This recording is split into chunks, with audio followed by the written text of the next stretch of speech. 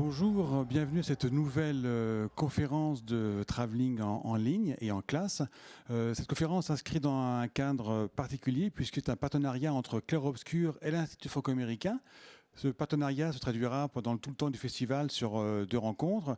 Demain, samedi à 14h30, vous aurez l'occasion de découvrir Benjamin Guérif, éditeur chez Gallmeister, qui viendra vous parler de la littérature du Sud gothique, des auteurs contemporains qui écrivent et qui publient dans le Sud. Autre volet de ce partenariat, une exposition consacrée à un comics américain, Moonshine, comics édité par Urban Comics en 2 volumes. Moonshine est une œuvre qui mêle le trafic de moonshine, les speakeasies, les gangsters des années 30, les dépressions, les problèmes racistes du Sud et le mythe du loup-garou, donc une BD à découvrir en planches sélectionnées et exposées pour vous dans la galerie virtuelle du festival, disponible à la fois sur le site de l'Institut franco-américain et le site de Clair Obscur. Et puis aujourd'hui, cette deuxième conférence, troisième partie du partenariat avec l'Institut. Et pour cela, je laisse Gilda Voguer de l'Institut franco-américain vous présenter la conférence et son intervenante. Merci Jacques, bonsoir à tous. Nous sommes donc très heureux de vous accueillir pour une conférence ce soir qui va porter sur l'histoire de la Nouvelle-Orléans française. Cette conférence est donc présentée par Madame Cécile Vidal, qui est historienne, directrice d'études à l'École des hautes études en sciences sociales et qui a écrit de nombreux ouvrages sur la question de l'Amérique française, notamment à titre d'exemple avec son collègue Gilles Havard, Histoire de l'Amérique française. Donc voilà, nous vous souhaitons une bonne conférence et nous allons donc céder la parole maintenant à Madame Vidal pour la présentation de la Nouvelle-Orléans française. Merci et bonne soirée. Merci, bonne soirée. Merci beaucoup tout d'abord pour cette invitation à Clair Obscur et à l'Institut franco-américain. En fait, j'ai intitulé ma conférence La Nouvelle-Orléans française, 1718, date de fondation de la ville, à 1769, fin du régime français en Louisiane, une ville créole ou caribéenne, point d'interrogation. En guise d'introduction, je voudrais commencer mon intervention en évoquant 2 films. Et tout d'abord, le premier, Bad Lieutenant, dans sa version Escale à la Nouvelle-Orléans, donc film dirigé par Werner Herzog avec Nicolas Cage, paru en 2009. J'étais censée en fait présenter ce film et le commenter lors d'une autre séance en dehors de cette conférence. Et j'avais choisi ce film dans la liste qui m'avait été proposée parce qu'il débute en fait au moment de Katrina. Au début du film, l'inspecteur qui est joué par Nicolas Cage se fait mal au dos en sauvant un détenu qui est en train de se noyer dans une des prisons de la ville de la Nouvelle-Orléans, alors que les eaux montent dans la ville.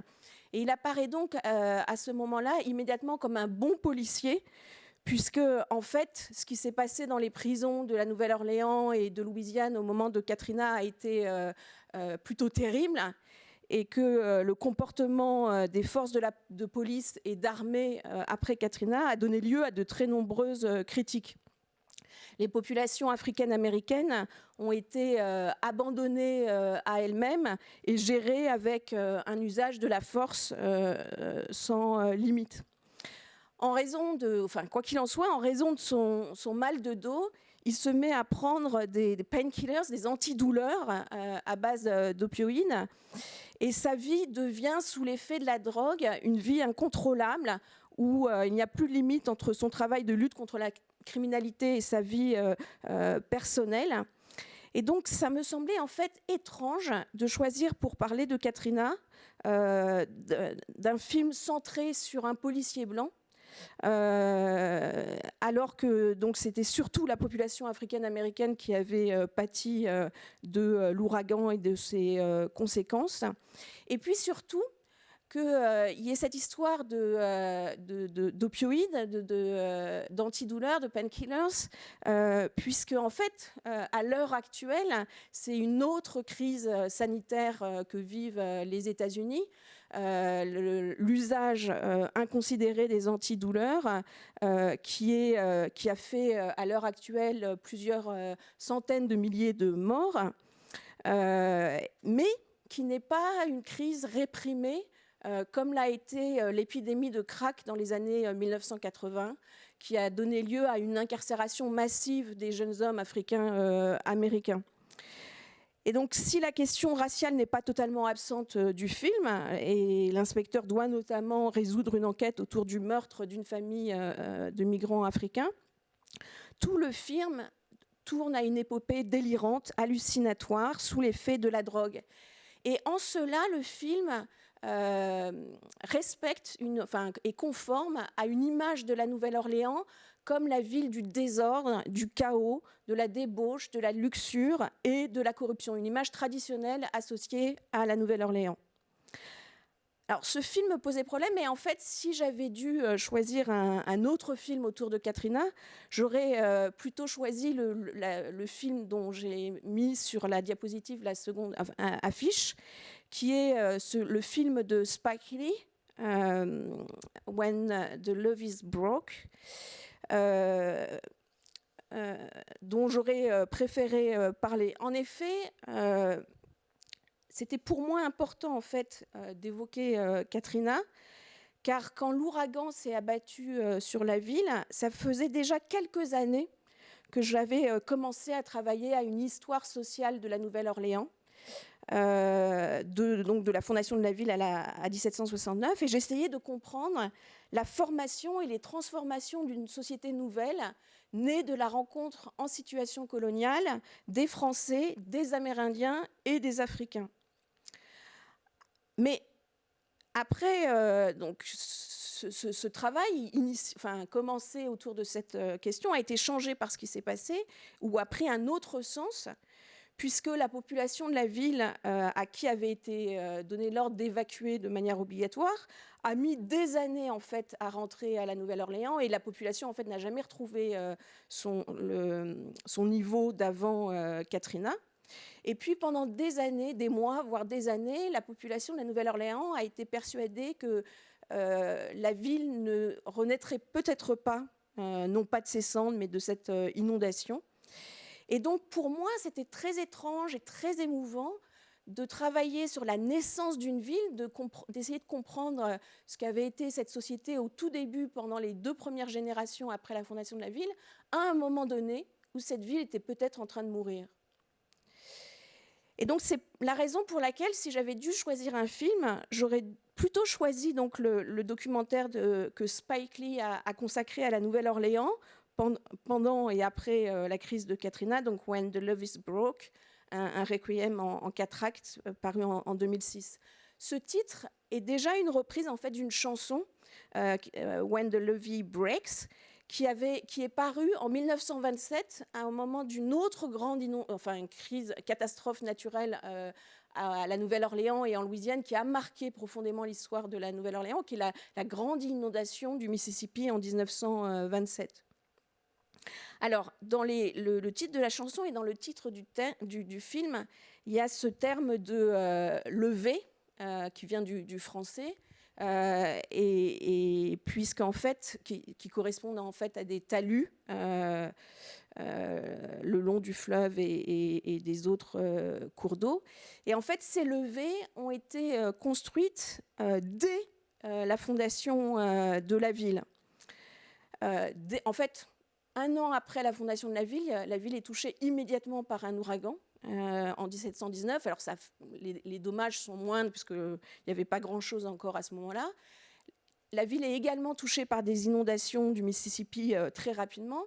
Et en conséquence, les ingénieurs de la Compagnie des Indes, qui contrôlent alors la colonie de Louisiane, décident donc de construire, avec l'aide de la main-d'œuvre d'esclaves qu'on a commencé à faire venir d'Afrique, un système de levée, donc de talus de terre, le long du fleuve, alors devant la ville, en face, et tout le long en fait du Mississippi. On voit sur la première carte et on voit à l'heure actuelle en fait la levée telle qu'elle se trouve maintenant, en 2015 le long du lac Pontchartrain, au nord de la ville. Et quand la ville s'est étendue, ce système de levée s'est étendu le long du lac Pontchartrain, mais aussi le long des canaux qui relient le fleuve et le lac. Et on le voit sur la carte que je vous montre à propos de l'ouragan Katrina. Vous voyez qu'en fait, la ville s'étend entre le lac Pontchartrain et le fleuve Mississippi. Et entre les deux, il y a 3 canaux qui sont, avec les levées, qui sont entretenus par les ingénieurs de l'armée américaine. Et en fait, ce sont ces levées qui n'ont pas tenu pendant l'ouragan. Alors que la ville est en fait en grande partie construite en dessous du niveau de la mer. Il y a une cuvette au centre de la Nouvelle-Orléans. Et c'est la raison pour laquelle on considère, les historiens, les chercheurs considèrent plus généralement que l'ouragan Katrina n'a pas été une catastrophe naturelle, mais a été une catastrophe dont les êtres humains sont responsables, et surtout le désinvestissement, en fait, ils rendent responsable le désinvestissement de l'État fédéral, le sous-équipement et la mauvaise gestion de la FEMA, qui est l'institution chargée de la prévention et de la gestion des risques. Donc on rejette la faute donc sur l'État fédéral et puis l'État de Louisiane. Alors cette levée, elle a une autre signification. Ce n'est pas seulement un ouvrage d'ingénierie qui sert à protéger la ville. À la période française, en fait, dès qu'elle est construite, cette levée représente bien autre chose. En fait, elle incarne la ville. Pour différentes raisons. La première chose, c'est que c'est le point d'entrée privilégié dans la ville, puisqu'il n'y a pas de route terrestre construite avant le 19e siècle.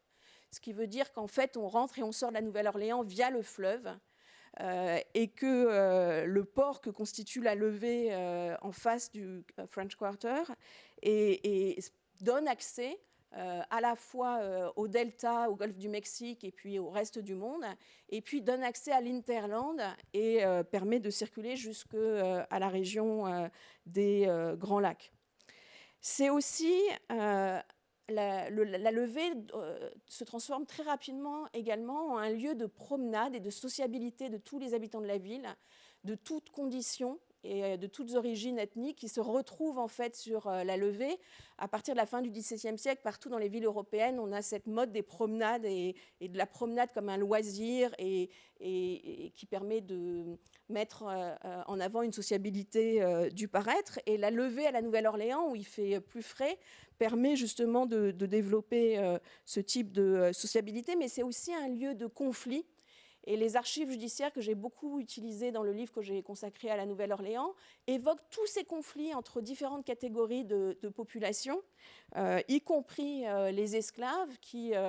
j'ai retrouvé un procès qui expliquait comment 2 esclaves en conflit autour de la manière de s'approprier les femmes esclaves se menaçaient l'un l'autre de se battre en disant je vais te retrouver sur la levée.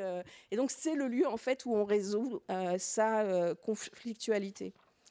Et donc ça signifie bien que cette levée en fait représente un espace urbain par excellence. Elle incarne la ville, la société urbaine, comme un espace à la fois de proximité physique, de côtoiement, de mélange, mais aussi de distance sociale. Et le principe de la ville, du milieu urbain, c'est à la fois toujours de rapprocher et de séparer. Et la levée incarne donc le fait que les Amérindiens, les Européens, les Africains qui se retrouvent ensemble et qui participent à la construction de la Nouvelle-Orléans au XVIIIe siècle et parviennent à faire société, même si cette société repose sur un usage d'une grande violence. Et c'est ça que je voulais comprendre. C'était le type de société qui s'était formée dans le contexte de la colonisation et de l'esclavage, et comment ces 3 populations étaient parvenues à faire société en dépit des rapports de pouvoir exacerbés par la situation coloniale et le système esclavagiste. Ce faisant, l'idée était d'offrir une généalogie lointaine de ce qui s'était passé au moment de Katrina. Le drame racial que la ville a connu au moment de Katrina s'explique par une longue histoire dans le rapport de la ville à la race qui remonte à la fondation de la ville. Et c'est de ça dont je voudrais vous entretenir ce soir. Alors, avant de vous parler, de concentrer mon propos sur les questions d'esclavage et de race dans la Nouvelle-Orléans française du XVIIIe siècle, je voudrais tout d'abord vous brosser le contexte de la colonisation française en Amérique du Nord pour que vous compreniez la place de la Nouvelle-Orléans dans cet ensemble. Alors, comme vous pouvez le voir sur la carte, en fait, la colonisation française commence en Amérique seulement au début du XVIIe siècle, et les Français commencent à s'implanter au Canada, dans la vallée du Saint-Laurent, en Acadie, au sud de la vallée du Saint-Laurent, et puis dans les îles caraïbéennes, Saint-Christophe, Martinique, Guadeloupe, et un peu plus tard, Saint-Domingue. Ce qui signifie que la Louisiane, qui n'est fondée qu'à la fin du XVIIe siècle, en 1699, est l'une des colonies françaises les plus tardivement fondées au sein de l'Empire atlantique français. Et elle va l'être, en fait, la manière dont elle va se développer se passe en relation et avec le Canada et avec la Caraïbe, sachant qu'elle se situe en marge de ces deux espaces sous souveraineté française. En fait, la colonisation de la Louisiane va commencer à être entreprise depuis le nord par la voie terrestre et correspond à un mouvement d'expansion des Français depuis la vallée du Saint-Laurent vers les pays d'en haut, qui correspond à la région des Grands Lacs, et puis ensuite vers le sud des Grands Lacs, c'est les aventuriers, les coureurs de bois, les missionnaires qui voyagent dans la région des Grands Lacs, qui entendent parler du fleuve Mississippi par les Amérindiens et qui font aller explorer le fleuve à partir de la seconde moitié du XVIIe siècle. Les explorations du Mississippi sont le fait notamment, après celle de 1673 où les jésuites jouent un rôle important, d'un aventurier et entrepreneur qui s'appelle René Robert Cavalier de La Salle, qui fait 2 expéditions en suivant la voie terrestre. Et sur la carte, en fait, vous pouvez voir, c'est une carte que j'aime beaucoup, parce que le fleuve n'a été exploré qu'en fait jusqu'au centre de l'Amérique du Nord actuelle, et donc il s'interrompt. On n'a pas la seconde partie du fleuve. Les Français se doutent déjà qu'ils se jettent dans la mer, en fait, dans le golfe du Mexique, mais ils n'en sont pas sûrs. Et au moment où cette carte est peinte, Cavalier de La Salle est en train de descendre le fleuve, et arrivé au delta, il va, lors d'une cérémonie en 1682, prendre possession de tout le territoire baigné par le bassin hydrographique du Mississippi, au nom du roi de France Louis XIV, et c'est la raison pour laquelle il baptise ce territoire du nom de Louisiane. Il va essayer, il revient en fait en métropole via Québec, et puis il va essayer de revenir une dernière fois en Louisiane, mais par la voie de la mer. Et la carte montre aussi justement un centre en fait sur la Caraïbe, et dorénavant les relations que le Royaume de France va entretenir avec la Louisiane vont toujours passer par la mer et non plus par le Canada. Mais cette expédition de Cavalier de La Salle par la mer échoue parce qu'en fait, il débarque un peu trop à l'ouest, dans ce qui est le Texas actuel. Il va errer pendant 2 ans dans les plaines du Texas et va finir assassiné par ses compagnons d'infortune. Et finalement, c'est seulement en 1699 que la colonie est fondée par un Canadien, Pierre d'Iberville, qui va fonder un premier fort, le fort Maurepas, qui correspond à Biloxi actuel, au lieu de casino dans la Louisiane, enfin dans le Mississippi actuel. Et donc les premiers établissements sont fondés sur le golfe du Mexique. Pendant quelques années, la colonie vivote, c'est la guerre de succession d'Espagne, il ne se passe pas grand-chose. Et puis, en 1717, la couronne, en l'occurrence le régent Philippe d'Orléans, décide qu'il n'a pas les moyens de mettre en valeur, enfin la couronne n'a pas les moyens de mettre en valeur la colonie, et donc elle décide de confier la mise en valeur de la colonie à une compagnie commerciale qui va rapidement prendre le nom de Compagnie des Indes. Et en contrepartie du monopole commercial sur la Louisiane, la compagnie est chargée de peupler et coloniser un territoire immense. Et en fait, le territoire qui lui est donné ne correspond absolument pas à ce qui est la Louisiane actuelle, l'État de Louisiane actuelle, qui est extrêmement restreint.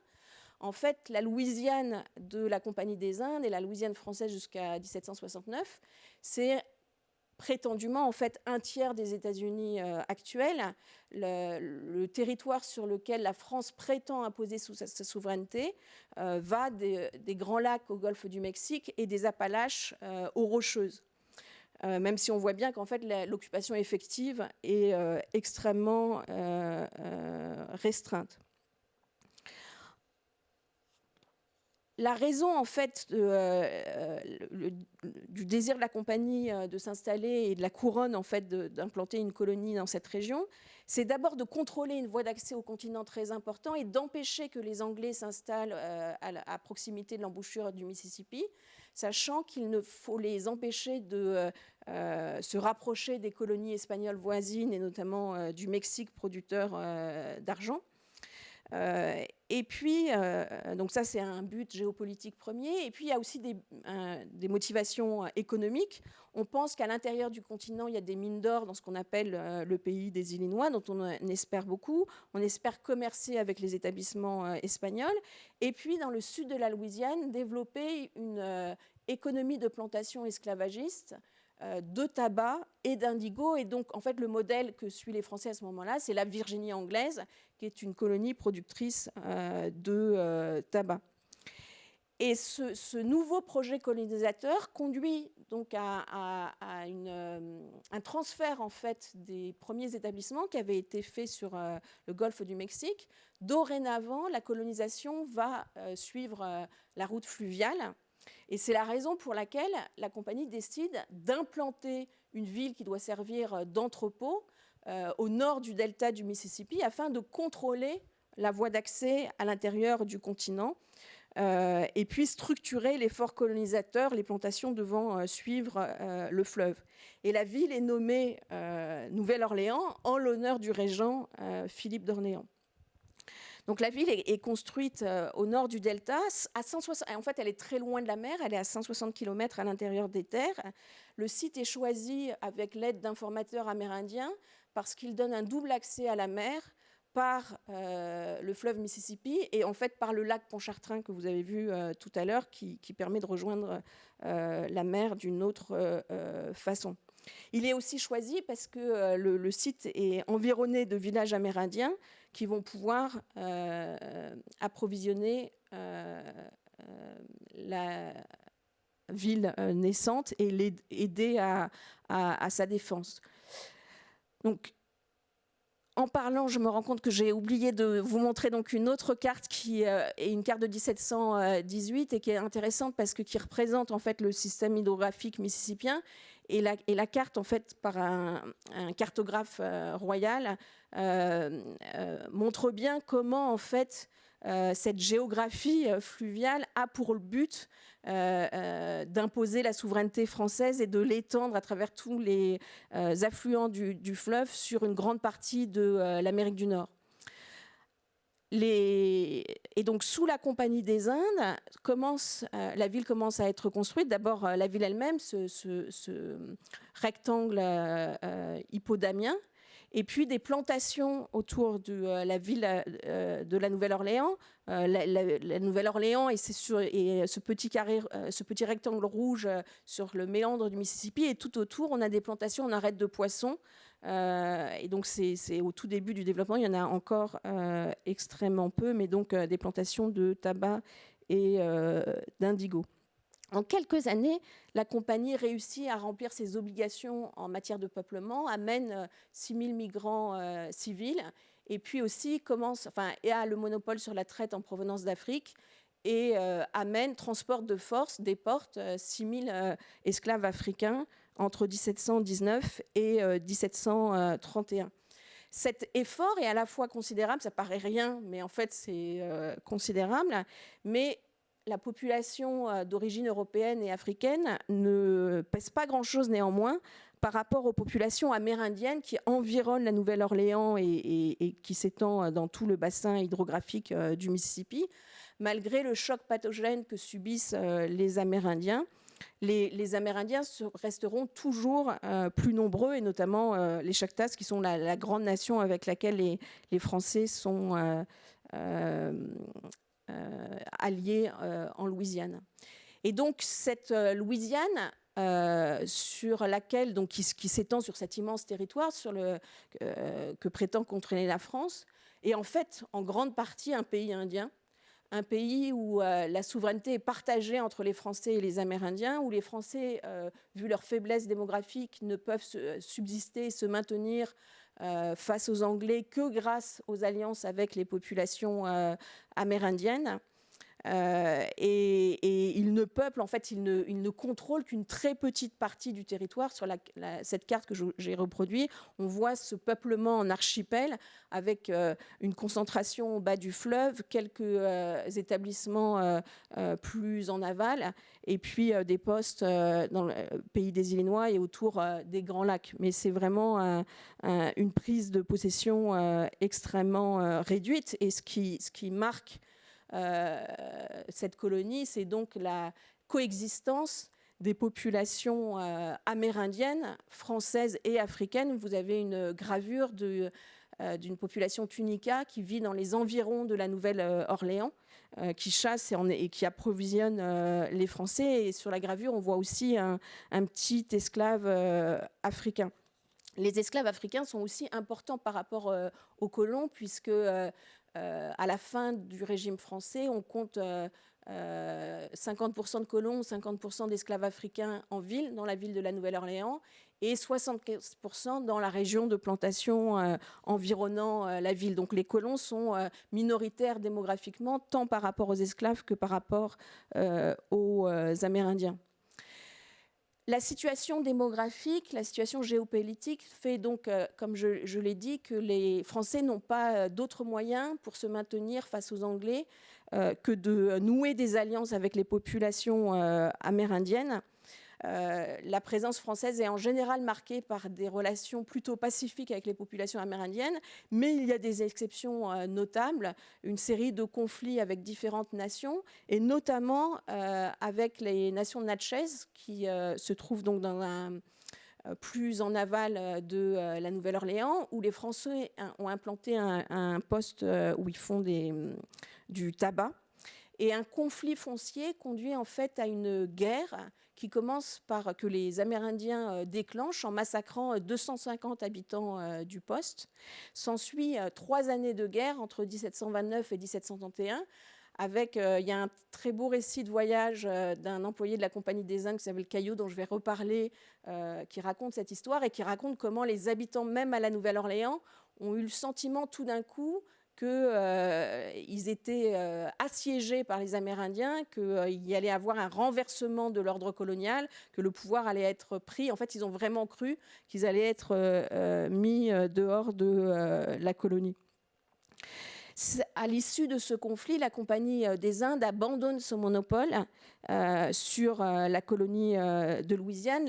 La Louisiane, du coup, devient à nouveau colonie royale et va connaître une certaine expansion sous l'autorité directe de la couronne jusqu'à la guerre de 7 ans, avec un certain développement des plantations de tabac et d'indigo, mais ça reste quand même un développement démographique et économique extrêmement limité. Et cela donc jusqu'à la guerre de 7 ans qui se déroule entre 1756 et 1763, qui est un des conflits qui oppose la France et la Grande-Bretagne depuis la fin du XVIIe siècle. On parle pour le XVIIIe siècle de seconde guerre de 100 ans entre la France et l'Angleterre, jusqu'aux guerres napoléoniennes, de la Révolution et guerres napoléoniennes, donc au début du XIXe siècle. Et la guerre de 7 ans est une étape essentielle dont l'enjeu est véritablement l'hégémonie mondiale à travers les empires coloniaux dans l'Atlantique, mais aussi dans l'océan Indien. La guerre commence relativement favorablement en Amérique du Nord pour les Français grâce à leurs alliés amérindiens. Ils réussissent à remporter un certain nombre de victoires. Et puis l'Angleterre fait le choix de la guerre à outrance sur le terrain colonial, conquiert Québec, le Canada français en 1760, certaines îles dont la Guadeloupe. Et donc à l'issue de la guerre de 7 ans, la France doit choisir ce qu'elle cède et ce qu'elle garde. Et elle décide d'échanger le Canada et la Louisiane, qui ont peu d'intérêt économiquement, pour garder la Guadeloupe, pour récupérer la Guadeloupe occupée par les Anglais. Et donc la Louisiane est cédée aux Anglais, mais aussi aux Espagnols. En fait, elle va être, à partir des traités de Fontainebleau et de Paris en 1762 et 63, divisée en deux. La partie orientale qui est donnée à la Grande-Bretagne et la partie occidentale avec la ville de la Nouvelle-Orléans qui est donnée aux Espagnols. Et vous voyez sur la carte cette évolution en fait du territoire de la Louisiane. Après 1762-63, ce qu'on appelle Louisiane ne correspond plus que la Louisiane espagnole, les territoires qui sont intégrés à l'Empire britannique et ensuite aux États-Unis après la Révolution américaine prennent un autre nom et sont divisés en fait selon les régions. La colonisation espagnole, en fait, on connaît moins la colonisation espagnole que la colonisation française en fait en Louisiane. Elle va durer jusqu'au début du XIXe siècle par un traité signé avec Napoléon. L'Espagne accepte de céder à nouveau la Louisiane à la France, mais le traité n'est pas mis en application immédiatement parce que la guerre reprend avec les Anglais. Et ce n'est qu'en 1803 que le préfet Lossa débarque en fait des Antilles pour reprendre possession de la ville en 1803. Mais 3 semaines plus tard, le drapeau français a été monté donc, à la Nouvelle-Orléans et simplement 3 semaines plus tard, les envoyés de Napoléon décident de vendre la Nouvelle-Orléans à Jefferson, au président des États-Unis, pour empêcher que les Anglais ne s'en emparent. Et la ville devient donc états-unienne à partir de ce moment-là. C'est donc une ville coloniale qui n'a jamais connu de décolonisation, d'indépendance, qui a été en fait intégrée à une république indépendante par une opération commerciale. Et vous voyez cette carte avec donc déjà des quartiers qui se sont développés pendant la période espagnole, avec l'aigle, symbole des États-Unis, représenté sur la gravure. À ce moment-là, au moment de l'intégration en fait de la Louisiane espagnole, donc redevenue française aux États-Unis, le territoire immense qui correspondait à la Louisiane espagnole va être divisé. Et c'est à ce moment-là, en fait, que ce qui correspond à l'État de Louisiane, qui est un territoire, en fait, entre 1803 et 1822, rentre comme État, après que la population a augmenté suffisamment, rentre dans l'Union et devient un des États de la fédération états-unienne.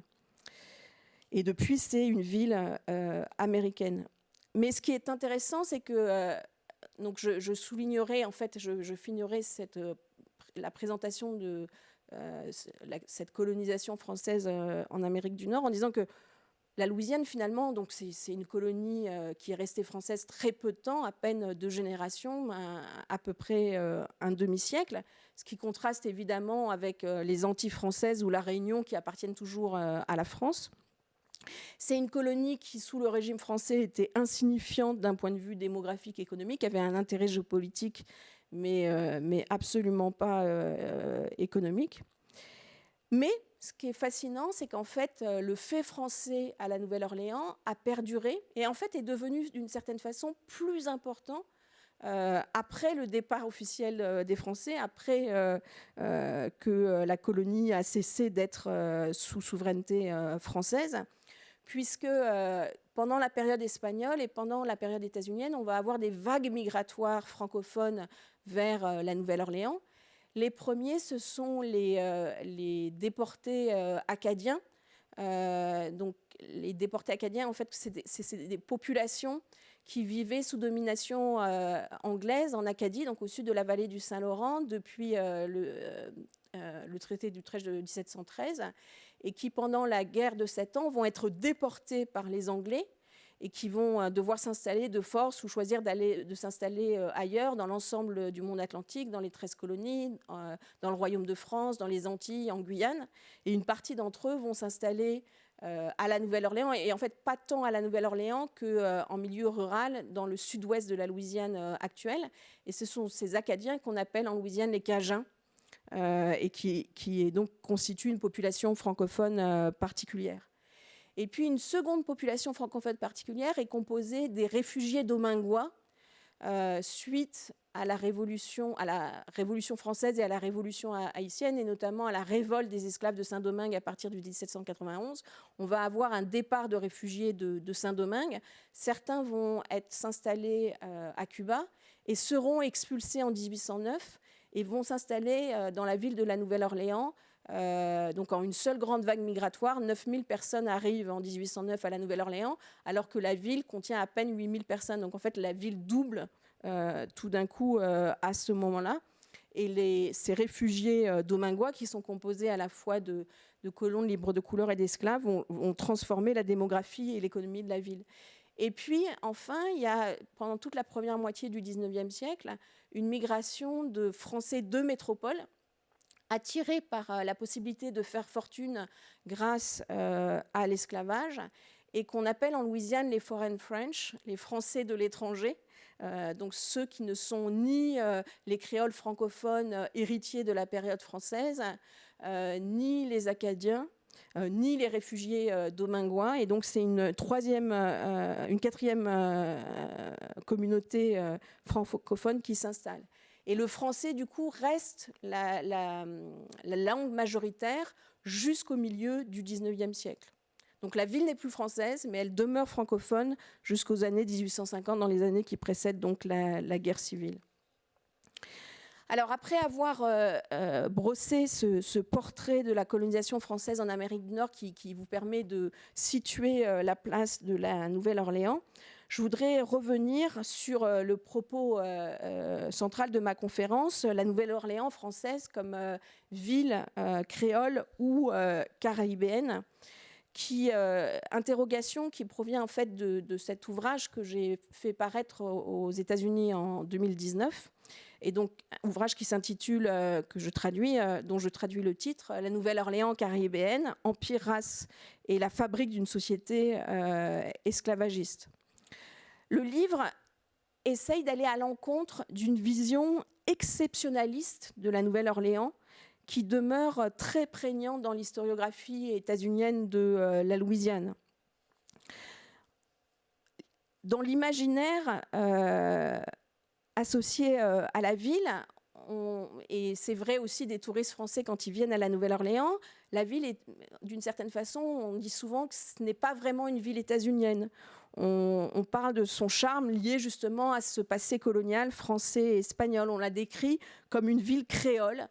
Et ce qualificatif de ville créole n'est pas seulement appliqué à la période des régimes français et espagnols, mais continue en fait à caractériser sur la longue durée la ville de la Nouvelle-Orléans, comme si elle ne pouvait pas échapper à ses origines françaises et espagnoles. Ce terme de créole, il est très ambigu en fait. C'est un terme qui a une histoire extrêmement compliquée aux Amériques, qui, dans son sens le plus simple, signifie « né aux Amériques », mais dont les usages n'ont cessé de varier selon les espaces, les périodes, les populations auxquelles on l'affectait. Et parfois, il est utilisé pour désigner toutes les populations d'ascendance européenne ou africaine ou mixte, parfois uniquement certaines d'entre elles. Et donc c'est un enjeu, en fait, c'est un révélateur des enjeux et dans la manière de définir ethniquement, racialement ces populations. Dans le contexte louisianais, le terme apparaît et commence à être utilisé avec force avec le Louisiana Purchase, avec l'achat par les États-Unis de la Louisiane, où on voit s'opposer les colons descendants des Français de la période française avec la population anglophone qui arrive du reste des États-Unis. Et donc on voit tout de suite l'opposition et le fait que créole veut dire non anglophone et que appeler de nos jours la ville de la Nouvelle-Orléans comme une ville créole, c'est rappeler justement, c'est signifier l'impossibilité en fait d'échapper à cette histoire, alors que bien d'autres villes fondées par les Espagnols en Amérique du Nord ne sont pas du tout qualifiées de ville créole. Personne ne parle de Los Angeles comme une ville créole. Los Angeles est devenu un symbole de la culture états-unienne. Alors qu'en revanche, la Nouvelle-Orléans est vue et marginalisée dans l'histoire et l'imaginaire états-unien comme une ville à part, comme une ville distinctive, d'où cette idée d'exceptionnalisme et d'exotisation de cette ville dont je parlais précédemment. Et une des raisons de cette image particulière, marginalisée de la ville, c'est le fait qu'au moment de l'achat de la Louisiane, de l'intégration de la Louisiane aux États-Unis, la ville comportait une très importante population libre de couleur. Les libres de couleur sont des affranchis, donc des esclaves qui ont obtenu leur liberté, qui ont été affranchis, esclaves ou des descendants d'esclaves et d'affranchis qui sont nés libres et qui peuvent être d'ascendance africaine ou euro-africaine, donc nés d'unions mixtes. Et cette population, qui était en fait très peu importante à la fin du régime français, connaît une croissance très importante pendant la période espagnole, parce que les Espagnols ont un droit sur l'affranchissement beaucoup plus libéral et permet le rachat en fait par les esclaves par eux-mêmes sous certaines conditions. Et puis elle augmente aussi de manière considérable avec l'arrivée des réfugiés domingois, puisque 9000, en fait, enfin, un tiers des 9000 réfugiés qui arrivent en 1809 est composé de libres de couleur. Et donc la conséquence, c'est qu'en 1820, la ville abrite 36% de libres de couleur, ce qui est considérable. Et ce qui signifie que la composition est tripartite. On parle de système triracial avec des colons blancs, des libres de couleur qui ont un statut spécifique et n'ont pas les mêmes droits que les colons blancs, et puis les esclaves africains et africains-américains. La présence de cette population libre de couleur est interprétée comme le signe d'une indifférence à la race ou d'une fluidité des rapports de race, contrastant avec le système biracial beaucoup plus exclusif, prévalant dans le reste des États-Unis. Or, les historiens ne sont pas d'accord sur les origines de cette population. Ce que je vous ai expliqué, moi, ce n'est pas comme ça qu'ils l'expliquent. Et ils débattent de la situation des rapports de race sous le régime français. Et on a en fait deux thèses antagonistes, avec d'un côté une thèse, la thèse de Gwen Hall, qui soutient que la question de la race n'est absolument pas signifiante pendant le régime français, que ça serait projeter, en fait, que ce serait faire preuve d'anachronisme et projeter des conceptions contemporaines sur la Louisiane française, alors qu'un autre historien, Thomas Ingersoll, soutient au contraire qu'on ne peut pas comprendre l'esclavage à la Nouvelle-Orléans sans l'associer à la race, et que ça en fait une ville plutôt nord-américaine que caribéenne. Et en fait, la thèse que j'ai développée dans ce livre contredit d'une certaine façon ces deux positions. Elle n'est d'accord ni avec l'une ni avec l'autre, puisqu'en effet, la thèse du livre, c'est que même si la Louisiane est née de l'expansion canadienne vers l'ouest, même si elle est souvent décrite comme la petite sœur du Canada, la petite sœur de la Nouvelle-France, même si, comme vous l'avez pu le voir, la Louisiane est une colonie continentale, avec une population amérindienne très importante, alors que dans la Caraïbe, les populations amérindiennes disparaissent très vite. Et donc, éléments qui en font plutôt donc, véritablement une colonie nord-américaine. La thèse du livre, c'est qu'il faut considérer la Nouvelle-Orléans non pas comme une ville créole, ni comme une ville nord-américaine, mais comme une ville caribéenne. Et la raison, c'est l'imbrication étroite, immédiate, qui se joue entre esclavage et race, sous l'influence des relations entretenues avec Saint-Domingue. Saint-Domingue, qu'on qualifie traditionnellement du nom de perle des Antilles, qui se transforme en colonie sucrière et fait la richesse de l'Empire français au XVIIIe siècle grâce à la traite et l'esclavage et à la production de sucre. Alors, le lien entre Saint-Domingue et la Nouvelle-Orléans, donc qui vont jouer un rôle déterminant dans la manière dont se développe la société et l'économie louisianaise, parce que, en fait, tout bateau qui quitte l'Europe ou l'Afrique pour se rendre en Louisiane doit nécessairement s'arrêter dans les Antilles et s'arrête le plus souvent à Saint-Domingue et notamment au Cap-Français, au nord de Saint-Domingue, afin de se réapprovisionner en nourriture de bouche, en bois, en eau, avant de traverser le golfe du Mexique et remonter le fleuve Mississippi. Je vous rappelle qu'il y a 160 km entre la mer et la ville, sachant que ça prend autant de temps de traverser l'Atlantique que de traverser le golfe du Mexique et d'arriver à la Nouvelle-Orléans. Et la conséquence, en fait, de cette circulation entre les anciens mondes et la Louisiane via la Caraïbe, c'est que tous les migrants français ou autres européens en Louisiane ont une expérience, en fait plutôt même la première expérience qu'ils ont d'une société, d'une économie esclavagiste, se déroule à Saint-Domingue.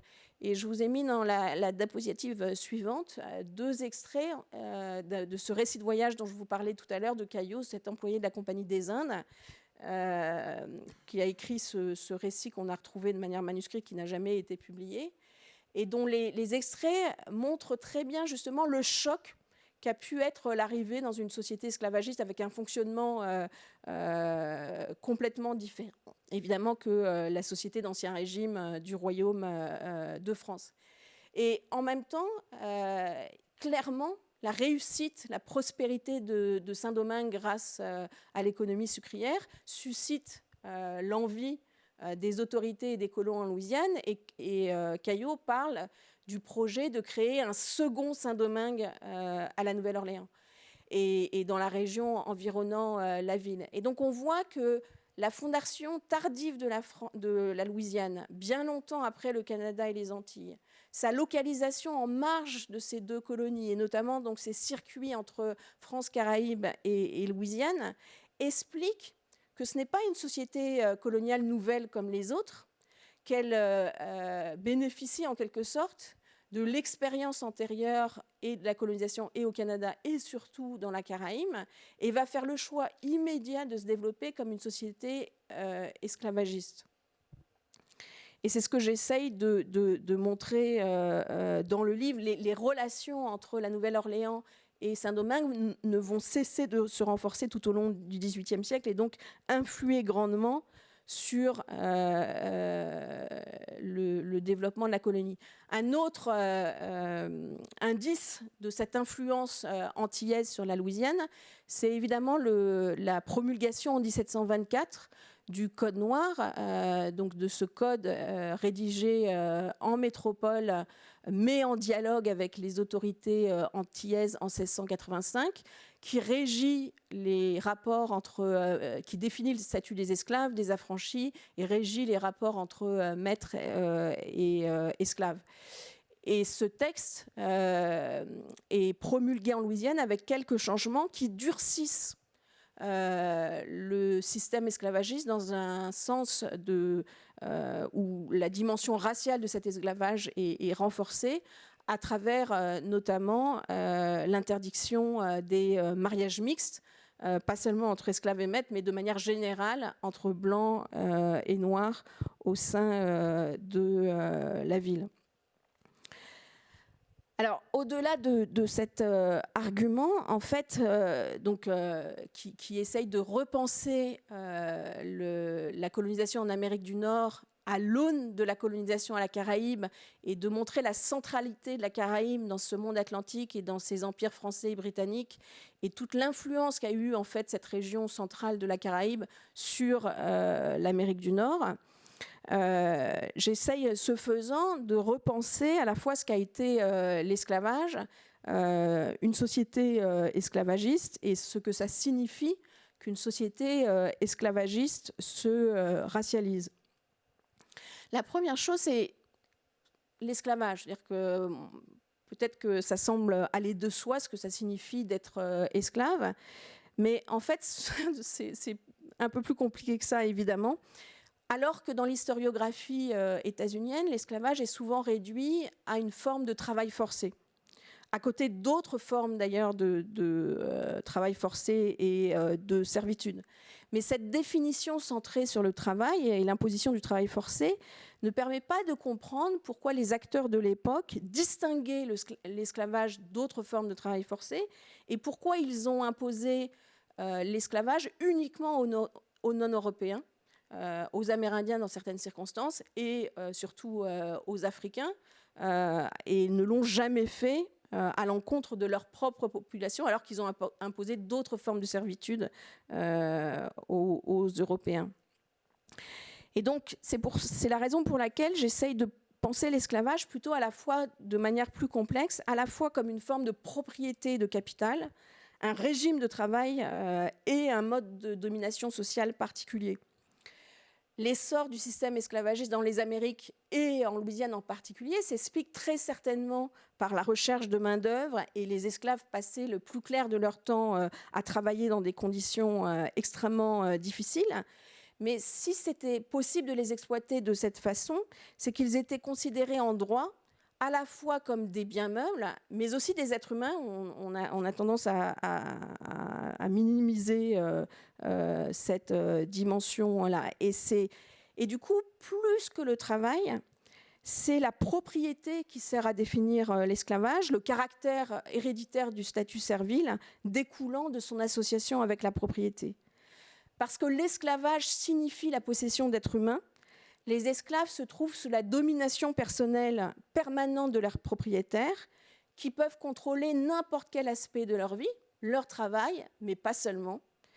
Et en fait, ce qui symbolise le plus ce pouvoir absolu du maître sur son esclave, c'est le pouvoir de vie et de mort sur l'esclave. En théorie, le Code noir interdit aux colons et planteurs de tuer, mutiler, torturer leurs esclaves. Mais en pratique, la législation n'est absolument pas appliquée. Les planteurs qui tuent leurs esclaves, qui les torturent, ne sont absolument pas poursuivis avant les années 1780. Donc en pratique, l'esclavage signifie vraiment le pouvoir de vie et de mort. Et pouvoir de vie et de mort parce qu'on les tue à cause des châtiments, mais aussi parce qu'on les surexploite dans les plantations et qu'ils connaissent un taux de mortalité très important. Alors, voilà déjà une première façon de comprendre l'esclavage de manière différente. Le deuxième concept que j'essaye de mettre en avant pour essayer de penser la spécificité de cette société néo-orléanaise, c'est le concept de société esclavagiste. Les historiens définissent, en fait, distinguent ce qu'on appelle les sociétés à esclaves et les sociétés esclavagistes. Et pendant très longtemps, les critères de distinction étaient uniquement l'importance démographique de la population esclave et son poids dans le système de production économique. Et du coup, la conséquence de cette définition aux Amériques, c'est que n'étaient considérées comme de véritables sociétés esclavagistes que les régions de plantation où les esclaves constituaient des majorités importantes. En Louisiane, 75% de la région de plantation autour de la Nouvelle-Orléans, à Saint-Domingue, 90% à la veille de la Révolution française, uniquement des esclaves travaillant dans les champs de canne ou de tabac. Mais travaillant sur la Nouvelle-Orléans, et essayant de réfléchir à la spécificité de l'esclavage urbain qui fonctionne très différemment, avec une population à part égale entre libres et esclaves, avec une autonomie plus grande des esclaves en ville, des possibilités de travailler pour son propre compte, des affranchissements plus importants. On a un fonctionnement du système esclavagiste très différent. Néanmoins, je considère que la société urbaine avec esclavage n'est pas moins une société esclavagiste que la société de plantation dans les plantations environnant la Nouvelle-Orléans. Et l'une des raisons, c'est que peut-être justement, c'est encore plus dur de maintenir l'ordre esclavagiste en ville. Or, pour moi, cette question de comment on maintient l'ordre esclavagiste est précisément ce qui définit ce qu'est une société esclavagiste. Un ordre esclavagiste ne peut jamais susciter un consensus social. L'arrivée de nouveaux esclaves par la traite implique un travail d'imposition et d'acceptation d'un système insupportable à de nouvelles populations asservies. Les esclaves ne cessent jamais de résister, de se révolter contre le fait d'être réduits en esclavage. Pas toujours contre l'esclavage comme principe, mais d'être réduits eux-mêmes en esclaves. Et la conséquence, c'est que ce qui fait la marque des sociétés esclavagistes, c'est le fait que la relation, on ne peut pas en rester à une relation personnelle de domination entre un maître et un esclave. Dans une société esclavagiste, l'esclavage devient un mode de gouvernement collectif qui implique toute la population libre, les autorités, les propriétaires d'esclaves, les planteurs, les grands, les petits et les non-propriétaires d'esclaves parmi les libres.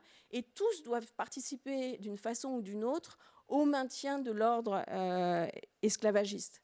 Et la conséquence, c'est qu'il n'y a pas une institution sociale, une relation sociale, un mode d'interaction sociale qui n'est pas marqué au sceau de la relation esclavagiste au sein de la ville. Et donc, ce qui marque une société esclavagiste, c'est le fait que toute expérience sociale est marquée par le rapport esclavagiste. Et puis enfin, j'essaye aussi de penser différemment la question de la race, donc non seulement de l'esclavage, de ce que c'est qu'une société esclavagiste, mais aussi de ce que ça signifie qu'elle se racialise. La première chose, c'est que je ne parle jamais de relations raciales, comme le font souvent les historiens états-unis, parce que ça tend à réifier, en fait, à essentialiser les catégories raciales, à en faire des groupes sociaux. Alors qu'en fait, la race est toujours en compétition ou en complément d'autres catégories d'identification que sont le statut, et ici la relation esclave-race est fondamentale, la classe, le genre, la religion, l'ethnicité et autres. Et donc en se confortant ou en s'opposant. Et donc je parle plutôt en fait donc de, comme je l'utilisais, en anglais on dirait racial formation, en français de racialisation, donc d'un processus de construction des catégories raciales. Étudier la racialisation revient à analyser la formation des catégories raciales, leur signification, leurs effets, et la manière dont elles étaient donc assignées, appropriées, contestées, et comment elles influaient sur les positions et les dynamiques sociales. La mise en avant de ce concept, de voir la race comme un processus, permet de souligner que la race est donc une construction sociale, toujours instable, controversée, et donc d'insister sur le caractère processuel, dynamique, contingent, multiforme. La domination raciale imposant toujours un travail continuel de répétition et d'entretien. Étudier la formation des catégories raciales et leur transformation implique aussi d'analyser tant le vocabulaire racial que les pratiques associées à ce vocabulaire. Or, il y a un lien complexe entre les deux. Les mêmes catégories raciales peuvent donner lieu à des régimes raciaux très différents. Et c'est important de souligner que la race n'est pas juste une question de mots et de discours, mais qu'il faut étudier les divers mécanismes par lesquels elle se manifeste d'abord en pratique dans les interactions sociales, dans les institutions sociales, mécanismes qui ne cessent d'évoluer au gré des circonstances. Et d'une certaine façon, le livre reflète ma conviction que l'histoire sociopolitique de la race est plus importante que l'histoire intellectuelle. Ce qui va totalement à l'encontre de la manière dont on a longtemps étudié la race pour des raisons historiques, en fait. Les travaux sur la race sont nés au lendemain de la Seconde Guerre mondiale, après la Shoah, après le génocide des Juifs, avec notamment, par exemple, ce grand projet de l'UNESCO intitulé « La question de la race ». Et l'objectif à ce moment-là, après la Shoah, était évidemment de prouver que la race n'était pas une catégorie scientifique pertinente, donc ne correspondait à rien biologiquement, et que ça correspondait donc uniquement à une doctrine pernicieuse. Et en fait, on n'est jamais sorti de cette représentation du racisme et de la race comme l'imposition d'une doctrine pernicieuse. Très souvent, en fait, on pense que ça correspond à des idées erronées qu'il suffirait d'éradiquer pour mettre fin au racisme. Or, la réalité est en fait plus complexe entre les idées et les pratiques raciales. Et notamment, il y a des débats très importants sur la chronologie du développement, l'avènement de la catégorie de race et de son lien avec la formation des empires coloniaux et esclavagistes. Et certains considèrent qu'on ne peut parler de race qu'à partir du développement de débats scientifiques sur la race et de développement de théories raciales dans la seconde moitié du XVIIIe siècle, parmi les philosophes et les naturalistes des Lumières. Et ce que montre en fait l'histoire de la Nouvelle-Orléans à travers une histoire sociopolitique, c'est au contraire que pour qu'une société se racialise, on a besoin qu'une idée très primaire de la race, comme la transmission par les fluides du corps et notamment du sang des caractères sociaux et moraux. Donc la race est vue en fait comme une chose défectueuse, des tares qui se transmettent de génération en génération et qui justifierait une hiérarchie des peuples et une exploitation en fonction de cette hiérarchie. Et ça ne fonctionne pas du tout, en l'occurrence, dans le cas de la Nouvelle-Orléans. Et la conséquence de ça, si on essaye de développer une étude en fait, de la race dans les pratiques sociales, ça conduit en fait à réfléchir on a tendance à comparer les régimes raciaux qui ont des manifestations très différentes, de l'extermination, du génocide, en passant par l'esclavage et des formes beaucoup moins violentes, mais qui le sont toujours. Et donc il y a des modalités en fait de racialisation des sociétés et des régimes raciaux en fonction des pratiques du degré des pratiques discriminatoires et violentes. Et dans le cas de la Nouvelle-Orléans, j'ai essayé vraiment de réfléchir à ce que ça signifiait donc qu'une société se racialise, comment on mesure, comment on circonscrit, comment on envisage tous les mécanismes, de la manière dont ça prend différents aspects, alors que très souvent dans l'historiographie, on se focalise uniquement, quand on étudie les sociétés coloniales et esclavagistes, sur deux questions, la question des unions mixtes et la question du statut des libres de couleur. Et donc j'ai essayé de montrer à la fois l'importance de ces deux questions, mais le fait qu'on ne pouvait pas réduire le processus de racialisation à la question des unions mixtes et du statut des libres de couleur. Et puis enfin, on a tendance à présenter très souvent les processus de racialisation comme un processus top-down, c'est-à-dire des autorités et des élites vers les populations plus modestes. Et donc, alors qu'en fait, ce que l'on voit en Louisiane, c'est un processus beaucoup plus complexe. Comme je l'ai dit, en Louisiane, on fait le choix de développer une société et une économie esclavagiste. En revanche, il n'y a pas un choix délibéré de développer une société racialisée. La racialisation de la société est la conséquence de multiples décisions de la part des autorités, à travers le droit, à travers les recensements, à travers l'utilisation de milices libres de couleur, à travers le traitement judiciaire des esclaves ou des affranchis, mais aussi de multiples petites décisions prises par les individus eux-mêmes. Le fait de refuser de faire le même travail qu'un esclave, le fait de refuser de laisser sa place dans la rue et de contester, de se battre contre les esclaves de la Nouvelle-Orléans dans les rues de la ville. Donc, plein de micro-décisions du haut et du bas, de telle sorte que le régime racial qui se met en place, tous les acteurs y participent, volontairement ou involontairement, consciemment ou inconsciemment, et c'est un processus autant bottom-up, donc du bas vers le haut, que top-down. Et donc le livre essaye de montrer, développe à la fois une perspective juridique à travers le droit institutionnel sur l'esclavage, mais essaye d'étudier donc les rapports de race dans les interactions de la vie quotidienne à travers toute une série d'archives, notamment les archives judiciaires qui racontent 1000 anecdotes de la vie quotidienne. Et cette micro-histoire urbaine révèle que la race informe le système esclavagiste de multiples façons. Elle transparaît dans le langage qu'utilisaient les acteurs pour exprimer leur vision de l'ordre social. Elle influe sur la manière dont les individus se présentent, socialisent, résolvent leurs conflits en public. Elle détermine l'organisation de l'espace public et privé. Elle change la conception et la relation au travail parmi les Blancs, tout en modelant la manière dont on pratique le commerce.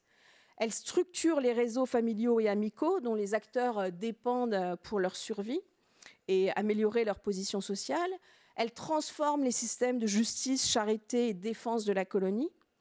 Et puis, parce que la ville de la Nouvelle-Orléans devient un lieu de refuge pour la population blanche après le massacre des Natchez, mais de répression pour les esclaves des plantations alentours, la race a également un impact sur la manière dont les acteurs développent un sentiment d'appartenance à la ville.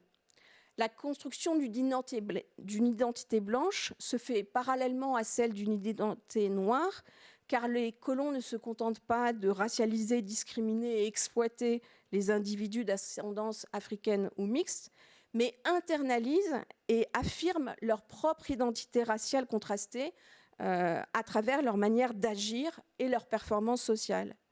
Et donc c'est le développement de ce système totalisant d'esclavage racial qui fait de la Nouvelle-Orléans une ville portuaire caribéenne. Merci.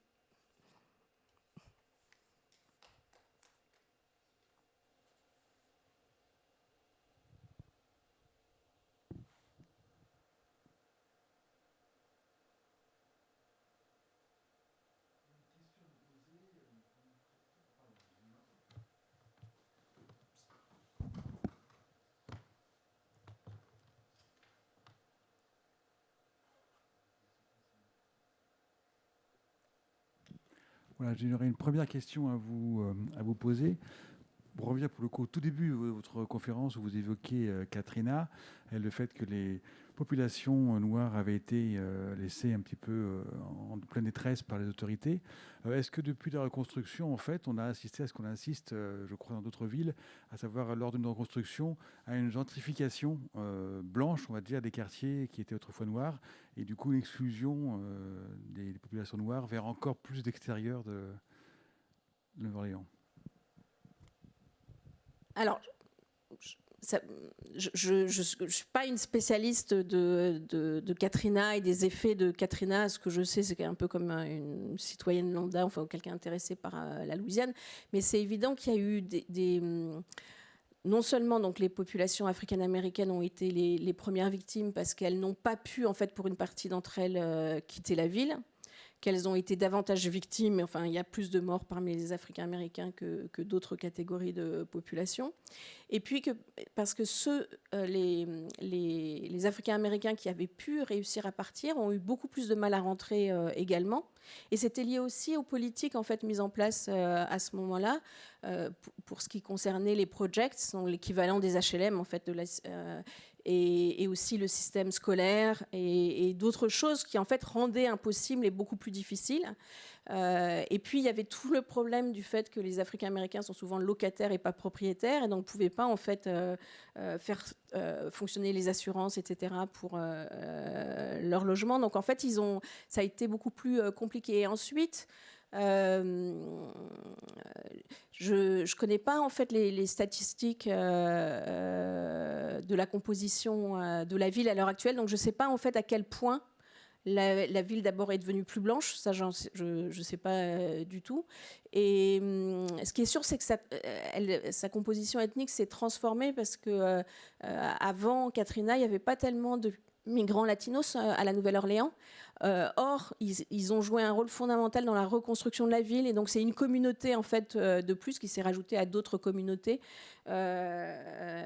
Et voilà, donc c'est quelque chose qui perdure et sur la longue durée, mais les choses ont quand même beaucoup évolué avec les maires qui se sont succédés en fait à la tête de la Nouvelle-Orléans par rapport à ceux qui étaient en place au moment de Katrina. Donc ça a changé beaucoup en fait la politique en ville. J'aurais une autre question du coup pour revenir là. C'est votre propos sur la Nouvelle-Orléans était une ville des Caraïbes, pour dire vite. On a évoqué l'esclavage, l'économie, l'histoire, la société. La culture, est-ce que vous avez aussi des précisions à apporter sur ce métissage culturel? Est-ce que les Caraïbes ont vraiment imprégné la culture New Orleans? On pense au Mardi Gras, mais par ailleurs, plus globalement, dans la musique, dans les arts plastiques, est-ce qu'il y a aussi une culture métissée caribéenne? Alors, Mardi Gras n'est pas une spécificité caribéenne, c'est une spécificité de toutes les colonies catholiques. Brésil, évidemment, Caraïbes et Louisiane. Et donc, c'est un point commun, en fait, de la culturelle entre les colonies dirigées par les Ibériques ou les Français, donc colonies catholiques. Après, il y a eu l'influence caribéenne d'un point de vue culturel. Elle a été très importante après la période française avec l'arrivée des réfugiés domingois. Et il y a toute une controverse, en fait, sur l'origine du créole louisianais, sur son développement pendant la période française ou uniquement en fait avec l'arrivée des Domingois à la Nouvelle-Orléans. Donc il y a déjà une langue qui est en partie influencée. Donc la question de l'originalité du créole louisianais par rapport au créole domingois est une question. Et ça fait partie de ces choses. Mais même pendant la période française, en fait, la traite en provenance d'Afrique cesse très rapidement une fois que la colonie a été, la Compagnie des Indes a rétrocédé son monopole sur la colonie. Et du coup, la manière dont les colons français en Louisiane se procurent des esclaves, c'est en les faisant venir en fait des Antilles. Et donc, il y a à ce moment-là aussi un transfert en fait d'une culture et d'un rapport à l'esclavage par les esclaves eux-mêmes entre Saint-Domingue et la Nouvelle-Orléans. Donc c'est une dimension également importante. Oui. Merci beaucoup.